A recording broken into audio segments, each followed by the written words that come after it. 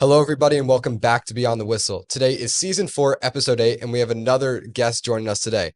I'm Henry Lapin, joined by Rob Frangione and Ryan Bell, and today we have joining us best teacher in all of NCHS, Mr. Tiscia. Thanks for joining us today. Yeah, happy to be here, guys. Thanks for having me. Yeah, so today we're going to be recapping two types of football. We got NFL. We've been doing that for a lot of straight weeks, and today we're going to recap some of the college football playoff scenarios. So we're going to start off with Week 13. That rounded up on Monday night with a great game between Jameis Winston, Bo Nix, and Jameis Winston, God was not on his side, helping him throw those two pick sixes. Yeah. And we saw in his post-game interview that was a lot of the reasons. He's hoping that God relieves those from him. But Rob, what was your main takeaways from Week 13? Well, the Bengals are still doing Bengals things. Joe Burrow, I don't know what more he can do. He's playing some of the best football of his entire career, yet they're still coming up short. I got to say, something I was really upset about, that Buccaneers-Panthers game, unless you were watching it on like methstreams.com or whatever, you couldn't watch it. Fox was playing one of their like adult animated TV shows, so you just couldn't go watch it, and Red Zone wasn't playing it. We saw how the Buccaneers kicked the game-winning field goal in overtime, but one more thing. Last week, I predicted that the Titans were going to upset the Commanders, and we were maybe about 5 minutes into the fourth quarter, and that was out the window. So, sorry to everyone who took that bet. Well, I'm looking at my prediction from last week as well. I had the Bears beating the Lions on Thanksgiving, and that just did not happen. Matt Eberflus, horrible coach. He should have been fired so many weeks ago. He should be executed for what he did in those final 30 seconds of the game. I mean, you have 30 seconds left. You need maybe 20 yards. You have a timeout, and you just don't use it. I mean, all those Thanksgiving games, but I mean, all of them just ended up in disappointment. The Giants looked awful. Of course, Dexter Lawrence, our best player, out for the remainder of the season. Rookie tight end Theo Johnson out for the remainder of the season. Oh, really? Yeah, both of them. Dislocated elbow and then something else. I saw Lawrence. I didn't see Theo Johnson. Theo Johnson out for the year. So that ends a sad rookie campaign for him. Cowboys just look like I don't even know. They look awful, but just better than us. That's what everything is. Everyone's just better than us, and we're just rock bottom. Been like that for so many years, and I'm just tired of it. Shador Sanders or Cam Ward will save me in whatever when the NFL draft happens. That's something to look up to, but right now there's nothing for a Giants fan. Bell?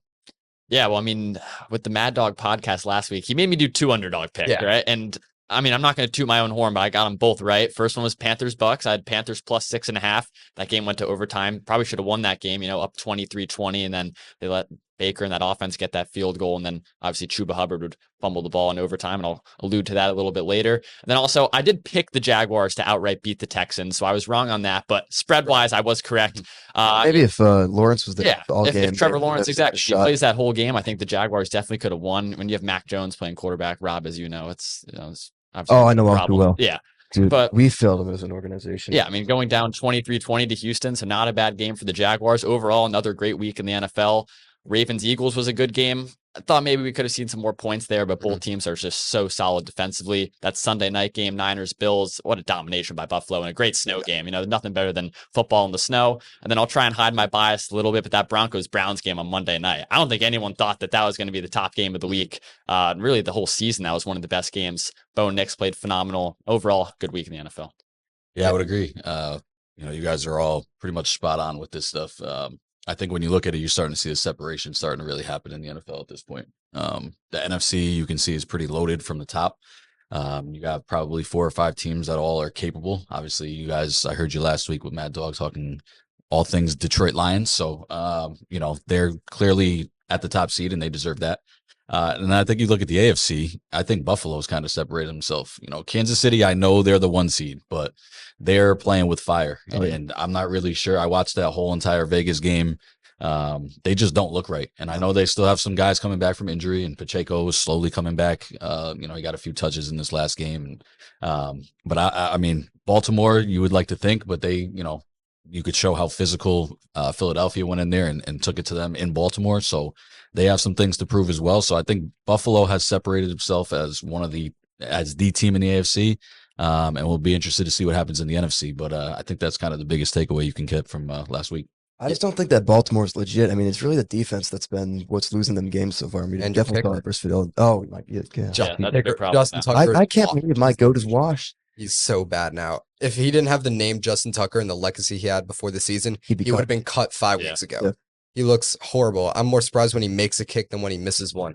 I'm expecting it to go wide right, doink off an upright, or just anything but go between them. Yeah. It's horrible. He looks like he's going to be done at the end of the season.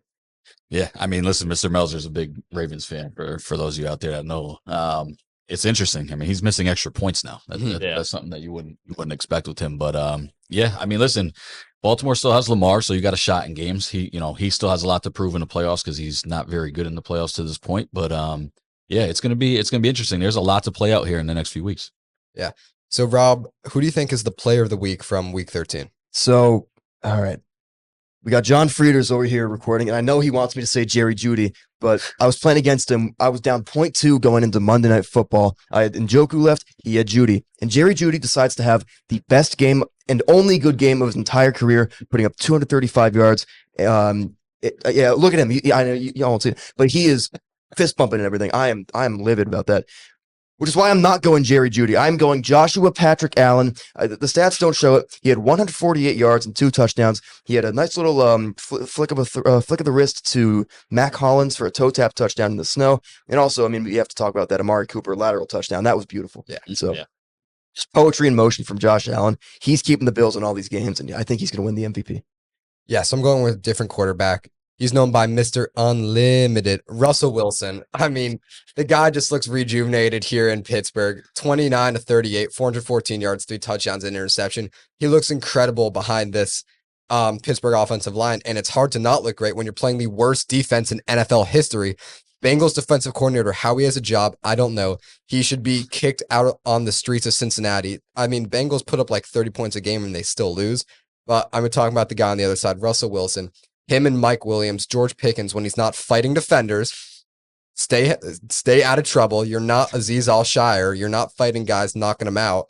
But him and Mike Williams, they look incredible. The run game's looking good for Pittsburgh. Everything is uphill. I mean, everything's going great for Pittsburgh. And I wouldn't be surprised if they make a deep playoff run.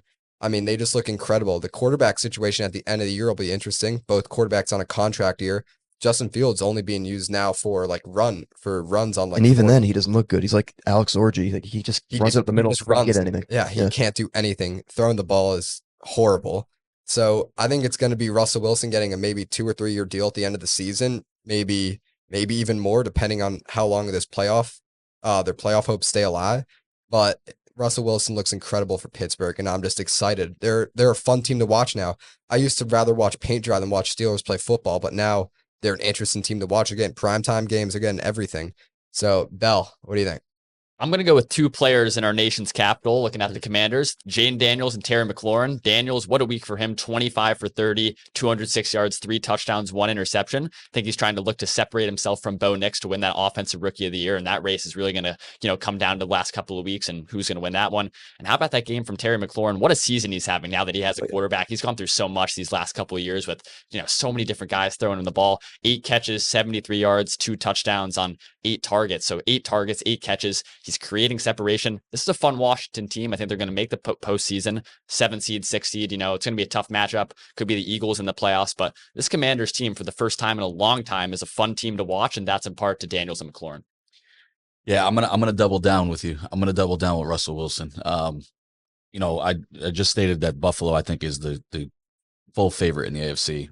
I would be worried to play Pittsburgh. I think that's one team you don't want to play in the playoffs because of the style of football that they play. They're very much hard-nosed. They run the ball. It's not always the most exciting to watch, but it wins football games. And Russ has really opened up that offense. It's not just Najee Harris and have to do little short things. He's able to really stretch the field. And Pickens has been a big-time player for them. Freiermuth has been great for them. Obviously, you talked about Mike Williams. And he went into Cincinnati, and I know Cincinnati's defense isn't great, and I know they've struggled this year in general. But listen, to go on the road against the division rival, that's not an easy task against anybody. I don't care what records say, what stats say. You still got to go out there and do it.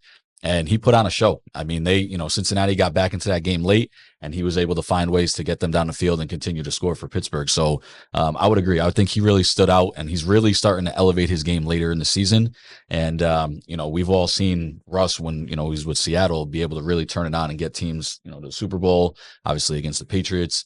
He's had some other Super Bowls as well. played against the Broncos too, I He believe. did. So there you go. So he's definitely capable of leading that team. So I think that was a good pick by you, and I'm going to double down on it. You know, he didn't mention as a receiving option. Calvin Austin, he's been pretty good this year as well. Yep, underrated. He's an Oh, yeah. underrated little player for them. They just find ways. You know, Yeah. they're doing a really good job. They got Arthur Smith over there, who was outed in Atlanta, and he found ways to. He's doing well now, man. He's doing great. He's doing great, and it really comes down to obviously your personnel and what you like to do. But obviously the players have to go out there and execute, and Russ has done a great job of that. Yeah, Tomlin never had a losing season. And I saw at the end of the game, him and Broderick Jones. Broderick Jones was surprised to learn that Tomlin was mic'd up, and Tomlin just told him to shut up. So I really want to know what was going on in that Steelers sideline for Tomlin to get so angry about him being mic'd up, and apparently the players don't know him. I'm sure they're gonna be fine. They're gonna get a lot of news out of that. There's gonna be something breaking in that Steelers locker room. Maybe some witchcraft like Kansas City doing. Let's not talk about them. Let's just get to underachievers. Underachiever, Rob, who do you got? Well, I would say Jackson Powers Johnson, but I'm going Chuba Hubbard. I have him in fantasy. Also, another reason why I lost to John Frieders, our technical director over there.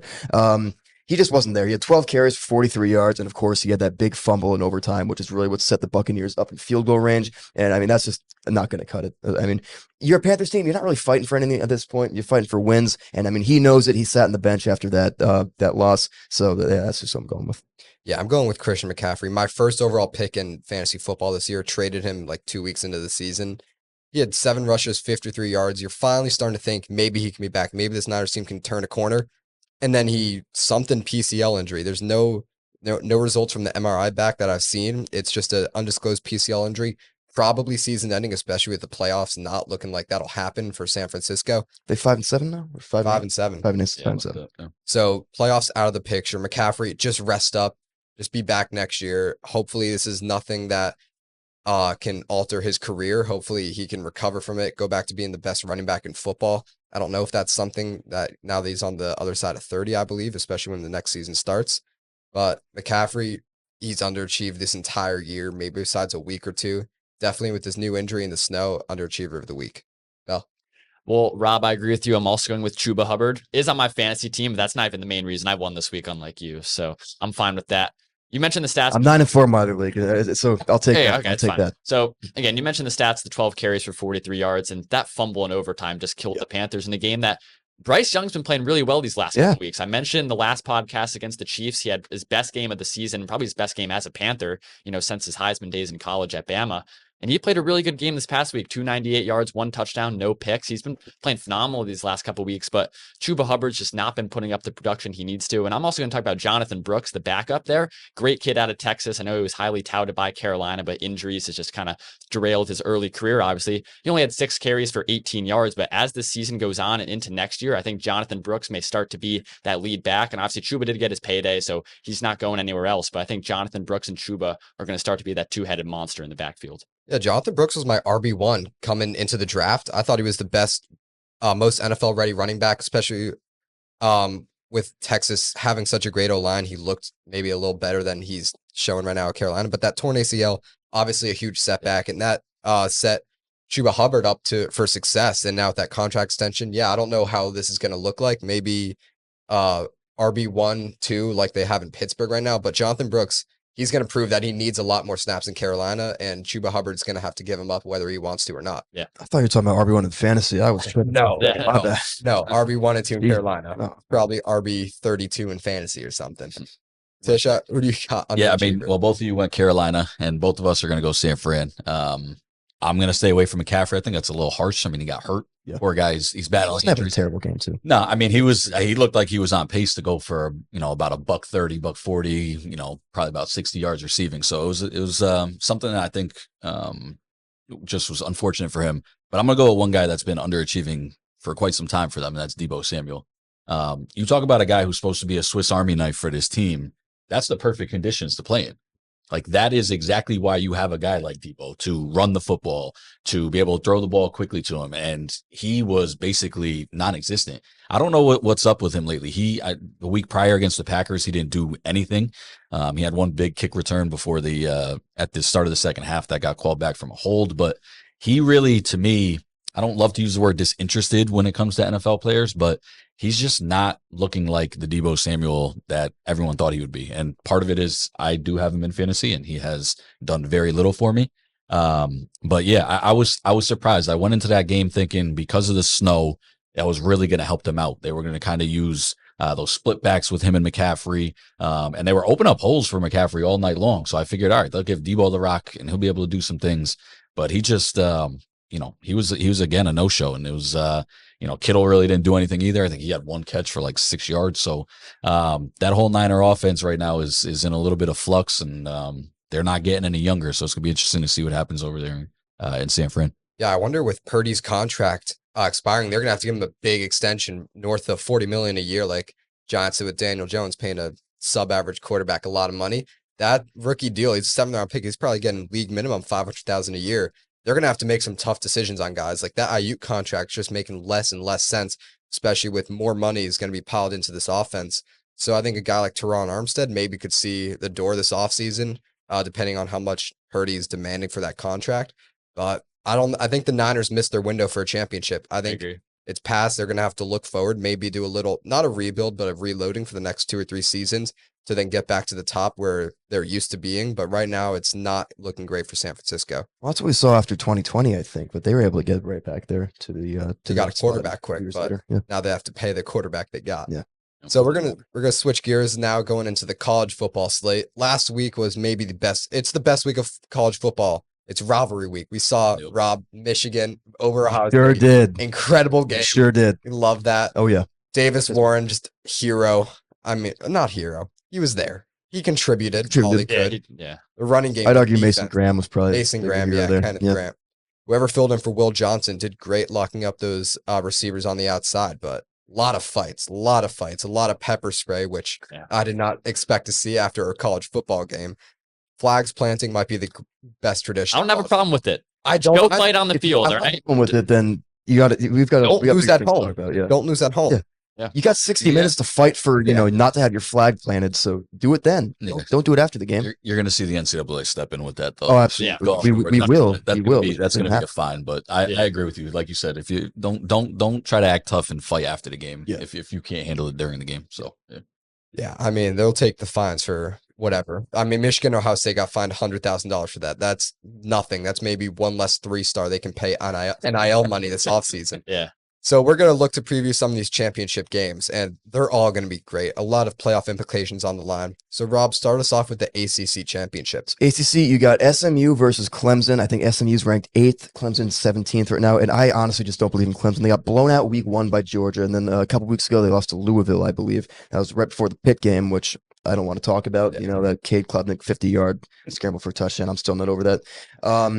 SMU. In their first year in the ACC, they are 11-1 overall. They've only lost to BYU back when they were still popping off. And they're 8-0 in conference play. I believe they've won 8 straight. They've got a very solid offense with Kevin Jennings as their head quarterback. 2,700 yards, 19 touchdowns to 7 interceptions. The running back, Rashard Smith, has got 1,157 yards, along with receivers Roderick Daniels Jr. and Keyshawn Smith, who have just around 500 yards each. Then on the other side, you got Clemson. Cade Klubnik's got just over 3,000 yards. He's got 29 touchdowns and 5 interceptions. They've got 3 guys with over 500 yards. I think their head guy's got like 738 or something like that. However, Klubnik's been sacked 19 times this year. That offensive line, I think that's really what's going to be the main factor in this game, especially against SMU's defense, which has been so good all year. I mean, they've let up the past couple games, 7 to Virginia, who beat Pittsburgh, 6 against California. They let up 10 versus Stanford, 25 versus Pittsburgh, which before that game, they were very good. So I think that the SMU's defense is really what's going to win them the game for this team.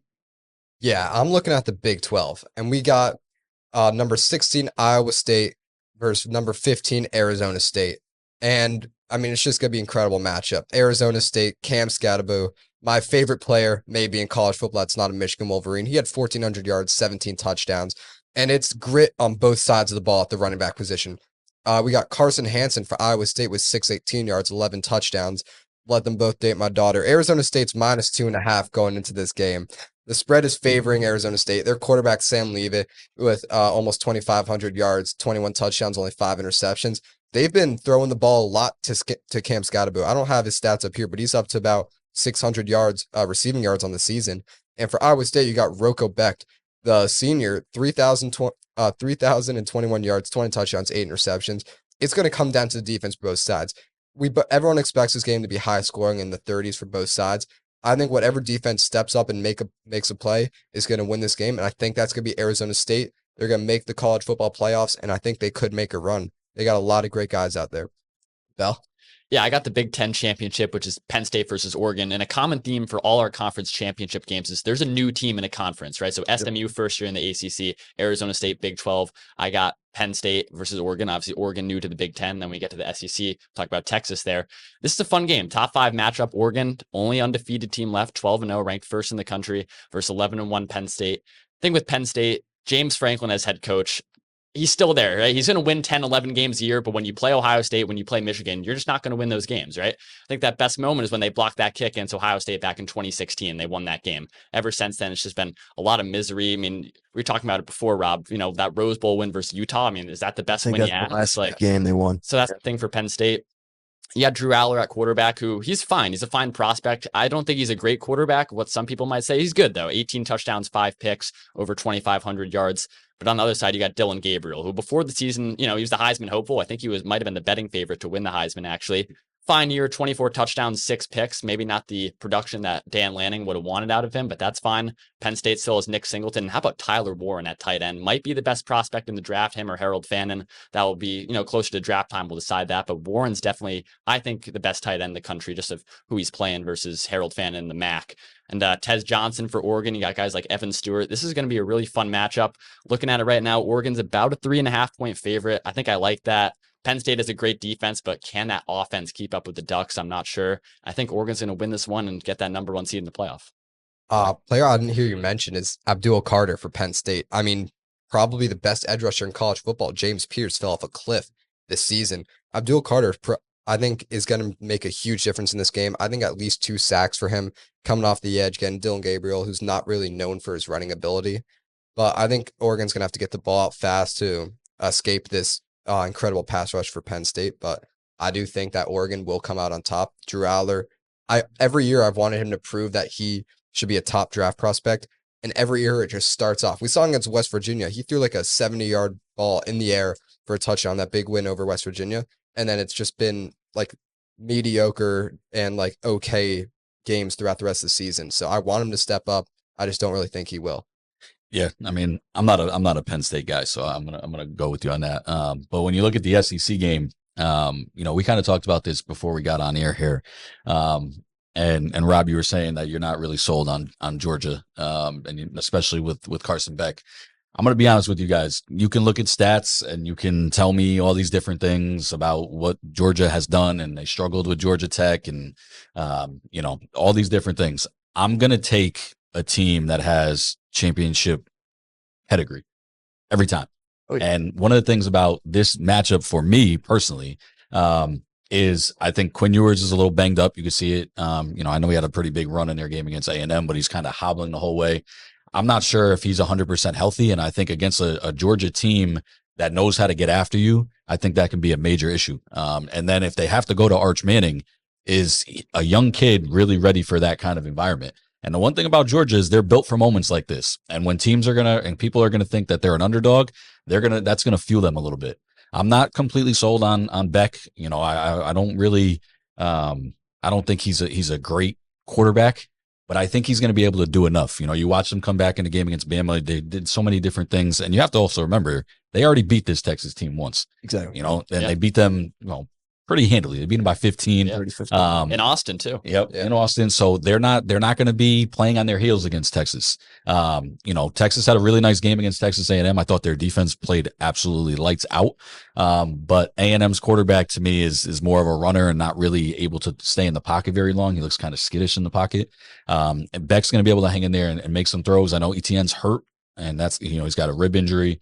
That could be an issue for their run game, but I'm going to take Georgia every time in a game like this where their championship pedigree, Kirby Smart's going to have those guys ready to rock. So I think it's going to be probably the best game of all of them. But I would be, if I'm a gambling man, I'm taking Georgia in this game. I think Georgia. I agree. I think Georgia's going to win this game. I'm not sure how far they're going to make it in the playoff, though. Yeah, as long as they stop getting these DUIs, stop drinking and driving, I think they could make a deep run. Stay out of trouble with the law. That's been a huge issue at Georgia. I mean, these 5 stars going to Georgia, they got to know what's in store for them. I'm sure there's some stuff. I'm sure they're locked down and be just okay headed. Yeah. I don't think they'd be going out. So we're gonna do our previews for the national championship, biggest game of the college football season. Rob, who do you got, and who do you have the 2 teams making it, and who do you have coming out on top? Well, I mean, I really only see Oregon making it out of the left side. It's stacked. Yeah, I mean, they got Ohio State, who made it a game with Oregon a while ago. Georgia, I think they're going to make it to that semifinal game, but I believe that Oregon's really going to be the one that comes out. On the right side, though, I'm not really sold on many of these teams. Miami, they're the 3 seed over there. Their defense is horrible. They lost to Syracuse. I mean, I think they let up a 21-point comeback or something like that. Texas, I mean, you saw them get beat by Georgia. I think they lost another game, right? Or am I thinking Who's that? Which team? Was it Texas lost the second game? Or they only Texas is 11-1. They're 11-1. Yeah. Oh, Yeah. Georgia. I'm still not entirely sold in Texas, so I think that honestly, SMU might make it out of this bracket if they're able to get past Notre Dame. Wow. Yeah, so I just got a last second switch of mine.